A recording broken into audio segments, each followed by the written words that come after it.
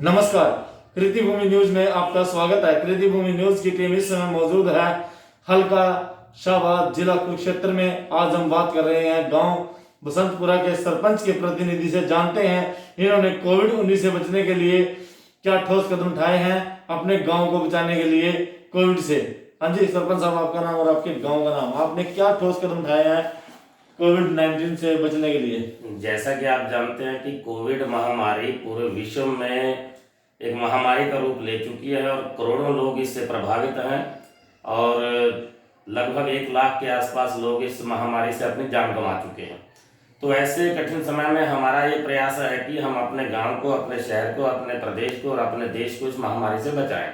तो इसी कड़ी में हमने गांव बसंतपुर में 4 बार पूरे गांव को सैनिटाइज किया है और ग्रामवासियों में 500 मास्क हमने बांटे हैं और सैनिटाइजर बांटे हैं और लोगों में एक जागरूकता पैदा की है कि इस महामारी से कैसे बचा जा सकता है। हमने लोगों को बताया है कि सोशल डिस्टेंसिंग के जरिए लगभग 3 फीट की दूरी बनाकर अगर हम एक दूसरे से रहेंगे और अपना मास्क का प्रयोग करेंगे, सैनिटाइजर और साबुन से बार बार अपने हाथ धोएंगे, तभी हम इससे बच सकते हैं। और दूसरा, इस संदर्भ में लोगों को बहुत जागरूक करने की आवश्यकता है कि लोगों को बताएं कि कैसे इस महामारी पर काबू पाया जा सकता है, क्योंकि इस बीमारी का कोई वैक्सीन अभी तक बाजार में नहीं आया है। इसका केवल एक ही उपाय है कि हम संक्रमित व्यक्ति से दूर रहें और उससे दूरी बनाकर रखें, तभी हम इस बीमारी को रोक सकते हैं। इसलिए चेतना गांव वासियों में पैदा करना बहुत जरूरी है। जैसे आपने कहा कि 500-550 मास्क बांटे हैं जी। आपके गांव में जनसंख्या कितनी है? हमारे गांव में जनसंख्या 1500 के आसपास है। तो आपने 500-550 मास्क ही क्यों बांटे?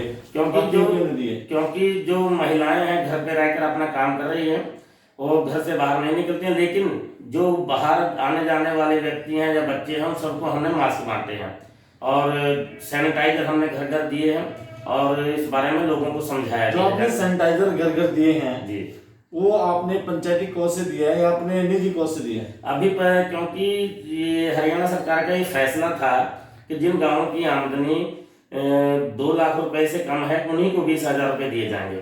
क्योंकि हमारी आमदनी 2 लाख रुपए से ऊपर है गांव की, इसलिए अभी हमने अपने निजी कोष से ये पैसे खर्च करके गांव में सैनिटाइजर और मास्क बांटे हैं। अभी पंचायत का क्योंकि सारा काम ठप पड़ा है, इसलिए पंचायत की तरफ से कोई राशि हमने नहीं निकाली है।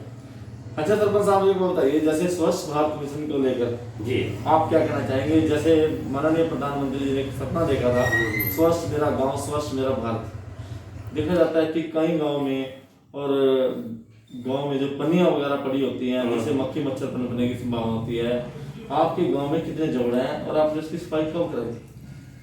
स्वच्छ भारत मिशन प्रधानमंत्री जी की बहुत ही महत्वाकांक्षी योजना है और निश्चित रूप से उनका ये कहना कि जब हमारा गांव स्वच्छ होगा तभी हमारा देश स्वच्छ होगा। और इसी कड़ी में मैं आपको बता दूं कि हमारे गांव में एक ही जोहड़ है जो लगभग 3-3.5 एकड़ का है और उस जोहड़ की हमने 3 पॉइंट सिस्टम में उसको बदलाया है ताकि इस जोहड़ का पानी स्वच्छ रह सके। पूरे गांव का जो पानी गंदगी वहाँ इकट्ठा होती थी, 3 पॉइंट सिस्टम के माध्यम से उसको सबसे गंदा पानी जो है एक उसमें इकट्ठा होकर फिर आगे जाएगा, फिर वो प्योरीफाई होकर के आगे बड़े जोड़ में जाएगा।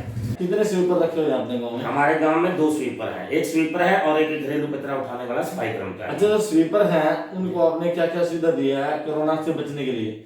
स्वीपर को हमने अपनी तरफ से दस्ताने दिए थे और उनको मास्क दिए हुए हैं और उनको जो गाड़ियां हैं उनको अच्छी जो है मेंटेन करके गाड़ियां दी हुई हैं और उनको पूरी तरह समझाया हुआ है कि आप जब आप कूड़ा इकट्ठा करने जाओ या गली में जाओ तो आप सोशल डिस्टेंसिंग का पालन करें और गांव को जाते हुए अगर कोई मिलता है, कोई बगैर मास्क के अगर कोई मिलता है तो उसको जागरूक करें, उसको समझाएं।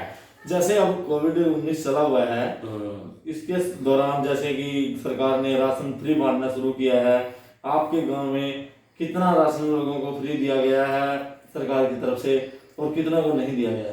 सरकार की तरफ से जो राशन, जिनके राशन कार्ड बने हुए हैं, जिनको राशन मिलता है सरकार की तरफ से, उनको तो लगभग सभी को राशन दिया गया है। लेकिन 1-2 पात्र व्यक्ति ऐसे थे जिनको बहुत ज्यादा जरूरत थी, उनको ग्राम पंचायत की तरफ से दिया गया है। और हमारे यहाँ ITI बन रही है, वहाँ लगभग 25-30 मजदूर थे, प्रवासी मजदूर थे जो काम कर रहे थे, जिनको राशन की बहुत जरूरत थी। तो ग्राम वासियों के सहयोग से उनको लगभग 2 महीने का राशन हम लोगों ने पहुंचाया है। सरपंच साहब, हमारे चैनल के माध्यम से आप अपने गांव वालों को और समाज को क्या संदेश देना चाहेंगे? आपके चैनल के माध्यम से मैं तो यही कहना चाहूँगा कि आज पूरा विश्व इस महामारी से जूझ रहा है और इस संदर्भ में हम सबकी ये जिम्मेदारी बनती है कि हम सरकार का सहयोग करें और अपने आसपास जितने भी लोग हैं उन सबको भी जागरूक इस संदर्भ में करें कि बाहर अगर जाएं तो मास्क लगा करके जाएं और अपने हाथ धोएं, सैनिटाइजर का प्रयोग करें और अगर कोई ऐसा संदिग्ध व्यक्ति आपको दिखाई देता है तो उसकी सूचना तुरंत प्रशासन को दें ताकि उसका तुरंत जो है उसको आइसोलेशन सेंटर में भेजा जा सके, उसकी जांच कराई जा सके।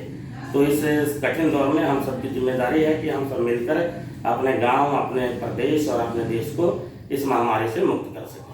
देखा, सरपंच ने कहा, सरपंच के प्रतिनिधि ने कहा कि हम डिस्टेंस इसका एक सबसे बड़ा उपचार है, इससे ही हम बचाव कर सकते हैं। इस कोविड को हराना है, अपने आप को बचाना है तो हमें घरों में रहना होगा। सरपंच साहब के प्रतिनिधि ने बहुत अच्छा संदेश दिया कि घरों में रहें, घरों में रहें, एकमात्र यही उपाय है, घरों में रहें। धन्यवाद, जुड़े रहे कृति भूमि न्यूज के साथ। मेरे सहयोगी कैमरामैन सोमनाथ के साथ देखते रहे पल पल की रिपोर्ट।